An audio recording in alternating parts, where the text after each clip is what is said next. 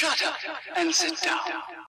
तो चलिए आइए अब हम लोग देखते हैं 23.4 टाइप्स ऑफ यार्न्स के बारे में, सूत के प्रकार के बारे में आइए पढ़ते हैं। On the basis of their structure, yarns are broadly classified into 3 types. सूत की रचना के आधार पर उसे 3 समूहों में बांटा जा सकता है।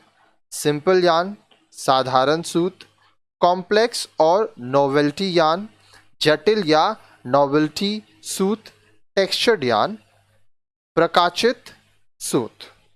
आइए सबसे पहले सिंपल यार्न के बारे में पढ़ते हैं, जिसको साधारण सूत कहा जाता है। देखिए, a yarn which is smooth and uniform and evenly twisted is called a simple yarn. It is commonly used for making fabric like poplin and cambric. Simple yarns are further classified into 3 types. A simple single yarn is an assemblage of fibers evenly twisted together. अब देखिए, वह सूत जो चिकना व एक सार हो और जिसमें समान रूप से ऐंठन हो, ट्विस्ट किया गया हो, उसे साधारण सूत कहते हैं। यह आमतौर पर पॉपलिन व कैम्ब्रिक बनाने में काम आता है। साधारण सूत को भी 3 समूहों में बांटा जा सकता है। अब यहाँ पे आप देख रहे हैं सिंपल सिंगल यार्न, जिसको साधारण एक हरा सूत कहते हैं। यह उन तंतुओं का समूह है जिसके सभी भागों में एक समान ऐंठन होती है। A simple ply yarn is made of 2 or more singles evenly twisted together. If the ply has 2 singles, it is called a 2-ply and so on. अब देखिए, साधारण प्लाई सूत, सिंपल प्लाई यार्न, इसे 2 या 2 से अधिक इकहरे सूतों को समान रूप से ऐंठ कर बनाया जाता है। यदि प्लाई में 2 ही इकहरे सूत हों तो यह दोहरा प्लाई या 2 प्लाई कहलाता है, और जैसे जैसे आप प्लाई बढ़ाते जाएंगे ये बढ़ता जाएगा। This type of yarn is found in a 2x2 Rubika fabric. It has a 2 ply yarn in both directions of the fabric. अब देखिए, बोल रहा है इस प्रकार का सूत 2x2 रूबिया वस्त्र में पाया जाता है, जिसमें वस्त्र की दोनों दिशाओं में 2 प्लाई का सूत लगा होता है। आप यहाँ पे देख पा रहे होंगे 2 सूता को एक जैसा ऐंठा गया है। सिमिलरली, अब यहाँ देखिए, 3 ply yarns and 4 ply yarns are also available. इसी प्रकार 3 प्लाई या 4 प्लाई सूत भी उपलब्ध है। यहाँ पे देखिए, ये 3 प्लाई यार्न है, 3 सूता को ऐंठा गया, 4 प्लाई यार्न 4 सूता को ऐंठा गया। तो आप इस तरह से बढ़ाते जाएंगे। आगे देखिए, a simple cord yarn is made of 2 or more ply yarns twisted together. To see a cord yarn, take a cloth line used for drying clothes and untwist it. अब देखिए, कॉर्ड यार्न क्या होता है। बोल रहा है एक साधारण कॉर्ड सूत 2 या अधिक प्लाई सूतों को एक साथ ऐंठ कर बनाया जाता है। कार्ड सूत को देखने के लिए कपड़े सुखाने की डोरी लें और उसे खोलकर देखें। आप यहाँ पे देख पा रहे होंगे, देखिए यहाँ पे 1 2 3 प्लाई यार्न को मिलाया गया और टोटल देखिए इसमें 3 है, इसमें 3 है, इसमें 3 सूता है। तो इस तरह से जब हम लोग कपड़ा सुखाते हैं तो उसको अगर आप खोल के देखेंगे तो वह ऐसा ही होता है। Making a cord yarn, take 2 और more ply yarns, twist them together, it will make a cord yarn. Cord सूत बनाने के लिए क्या करना होगा, 2 या अधिक प्लाई सूत लें, इसको ऐंठन दें, कॉर्ड सूत तैयार हो जाएगा। आगे देखिए, फिर आता है कॉम्प्लेक्स और नोवेल्टी यार्न, जटिल सूत या नोवेल्टी सूत। A yarn which makes a fabric is not always smooth and uniform. वस्त्र बनाने वाला सूत हमेशा चिकना व एक समान नहीं होता। Just unravel a khadi fabric and see the yarns that make it.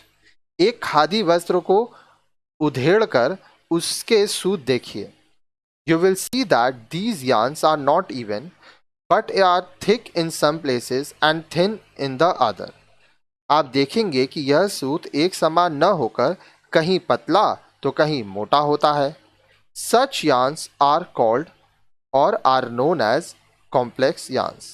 ऐसे सूत जटिल सूत कहलाते हैं. अब इनको हम लोग नोवेल्टी सूत भी कहते हैं. Complex yarns are the uneven yarns which may be thick and thin or have curls, loops, twists and even differently colored areas along their length. जटिल सूत असमान होते हैं, जो कहीं मोटे होते हैं तो कहीं पतले होते हैं. इसके साथ साथ वह घुंघराले भी हो सकते हैं, फंदेदार हो सकते हैं, ऐठनदार हो सकते हैं और कई बार लंबाई में रंग की विभिन्नता होती है. Due to this fancy look of the yarn, they are used to add interesting effects in fabrics.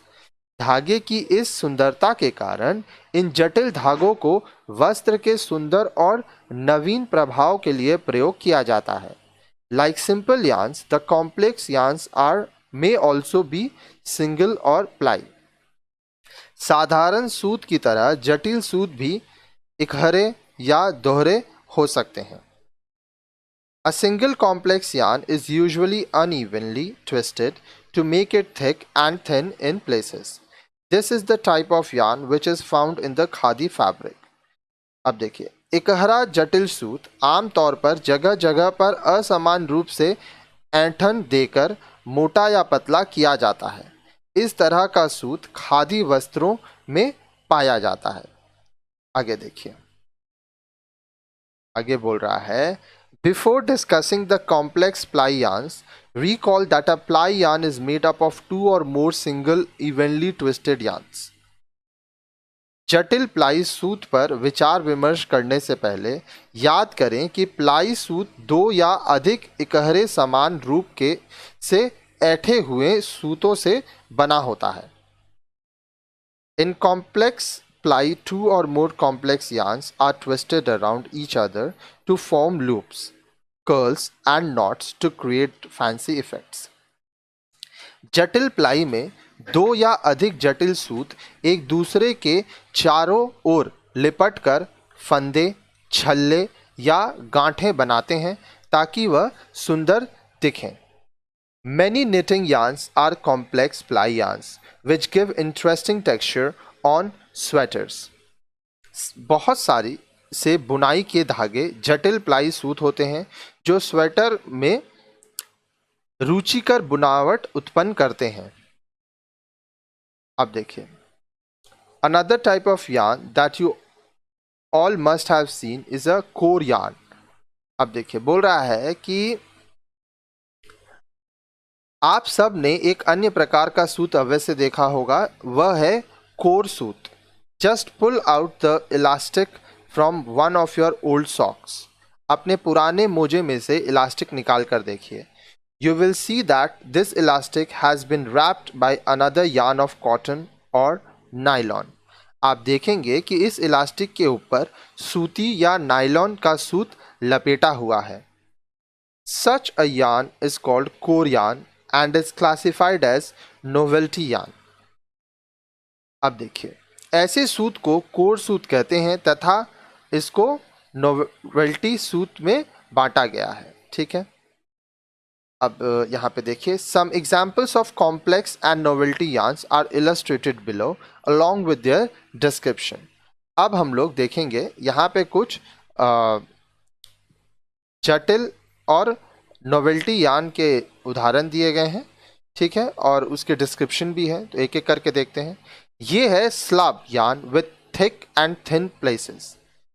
Slub सूत देखिए, कहीं कहीं मोटा है तो कहीं कहीं पतला है. नेक्स्ट है स्पिरा और गिम्प, combination of soft thick yarns twisted with fine hard yarns. अब देखिए यहाँ पे क्या हो रहा है, ये है सिपरा या जिम्प सूत, कोमल मोटे सूत और कड़े बारीक सूतों को ऐंठ कर बनाया सूत. उसके बाद देखिए आगे क्या है, ये है बॉसेल या बॉक्सेल या बॉकले भी बोलते हैं इसको. Two different yarns are fed into the loom at different speed for a varied effect. बॉकले सूत दो विभिन्न सूत मशीन में विभिन्न गति पर डाले जाते हैं जिससे लहरीदार प्रभाव पड़ता है। फिर देखिए, फिर आता है loop. Stiff fibre forms loops which spring out of the core yarn. Loop core सूत से निकलकर छल्ले या लूप बनाते हुए कड़े सूते। यहां देखिए। फिर आता है स्नॉल, वेरी हाईली ट्विस्टेड यार्न। स्नॉल सूत बहुत ज्यादा अत्यधिक ऐंठे हुए सूत होते हैं ये। फिर आता है नॉप, ठीक है। Ground yarn is held under tension as knops are built up at fast speed. Knop सूत आधारभूत सूत को तानकर उस पर तेज गति से नॉप बनाया जाता है। फिर आता है शनाइल, अ वुबन कट फैब्रिक यार्न। इसको हम लोग शनील सूत कहते हैं, बुनाई करके काता गया सूत। आगे देखिए। फिर आता है टेक्सचर्ड यार्न। इसको हम लोग प्रकाशित सूत कहते हैं।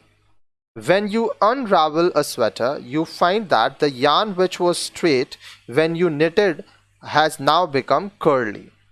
This yarn can now be called a textured yarn. जब आप स्वेटर को उधेड़ते हैं तो जो ऊन बुनाई करते वक्त सीधी थी वह घुंघराली बनकर निकलती है। इस सूत ऊन को हम टेक्सचर्ड यार्न या प्रकाशित सूत कह सकते हैं। What is texturing? अब यह प्रकाशितता क्या होती है? टेक्सचरिंग को कहते हैं प्रकाशितता। Texturing is a treatment usually given to a man-made filament after which it becomes curly or acquires some forms of loops, coils or crimp. प्रकाशितता मानव निर्मित दीर्घाकार तंतुओं को दिया जाने वाला ट्रीटमेंट या प्रभाव है जिसके बाद दीर्घाकार तंतु में घुंघराला, फंदेदार, बलियाकार व लहरदार प्रभाव उत्पन्न हो जाता है। Hence, after being textured, a smooth filament will have any of the following textures. एक चिकने दीर्घाकार तंतुओं में प्रकाशितता के बाद निम्न प्रभाव देखे जा सकते हैं। अब क्या प्रभाव हो सकते हैं? Do you recall the properties of a man-made filament like nylon and polyester from the previous lesson? Yes, they are smooth, slippery, light in weight and have a low absorbency. क्या आपको पिछले पाठ में पढ़े हुए मानव निर्मित दीर्घाकार तंतु जैसे नायलॉन या पॉलिस्टर के गुण याद है? हाँ, वे चिकने, हल्के, फिसलन वाले व नमी को कम अवशोषित अब्सॉर्ब करने वाले तंतु होते हैं। Hence, fabrics made from simple filament yarns are uncomfortable to wear. इसलिए साधारण दीर्घाकार तंतु से बनने वाले वस्त्र पहनने में असुविधाजनक अनकंफर्टेबल होते हैं। When such filament yarns are textured, they look denser, become bulky and more stretchable. जब इन दीर्घ आकार तंतुओं को टेक्सचर दिया जाता है तब ये घने, भारी और ज़्यादा लचीले हो जाते हैं। Due to their changed texture, spaces are created between yarn. This makes the fabric breathe better and become more absorbent and therefore comfortable to wear. अब देखिए, अब क्या होता है? इस परिवर्तित टेक्सचर या बुनावट के कारण सूतों के बीच खाली स्थान बन जाता है, जगह बन जाता है। इससे वस्त्र ज़्यादा नमी सोखने वाले व हवा के अच्छे आदान प्रदान के कारण अधिक आरामदेह हो जाते हैं। To see a textured yarn, pull out a yarn from your nylon socks. You will see that this yarn is fluffy, soft, stretchable and looks denser than an ordinary nylon yarn. अब देखिए, अब यहाँ पे अगर आपको textured yarn देखना है, प्रकाशित सूत को देखने के लिए अपनी नायलॉन के मोजे का एक सूत निकालिए। आप देखेंगे कि यह सूत फुज्जीदार, कोमल, लचीला व सामान्य नायलॉन की तुलना में अधिक घना है। अब देखिए, ये जो सूत है ये कॉइल्ड है, गोलाकार है। ये है पीक्ड क्रिम्प, ठीक है, इसको कहते हैं पीक्ड क्रिम्प है ये। फिर देखिए, ये है राउंडेड क्रिम्प, ठीक है। उसके बाद ये कोल्ड है, घुंघराला है। फिर ये है high bulk, stretched and relaxed, ठीक है, अधिक भार वाला सूत जिसको हाई बल्क कहते हैं। आगे देखिए, थ्रेड एंड यार्न, धागा और सूत। You must have used the terms thread and yarn interchangeably many times.